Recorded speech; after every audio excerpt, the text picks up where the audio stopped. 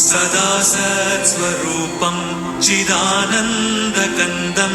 जगत्सम्भवस्थानसंहारहेतुं स्वभक्तेच्छया मानुषं दर्शयन्तं नमामीश्वरं सद्गुरुं साईनाथं नमामीश्वरं सद्गुरुं साईनाथम् भवध्वान्तविध्वंसमार्ताण्डमीड्यं मनोवागतीतं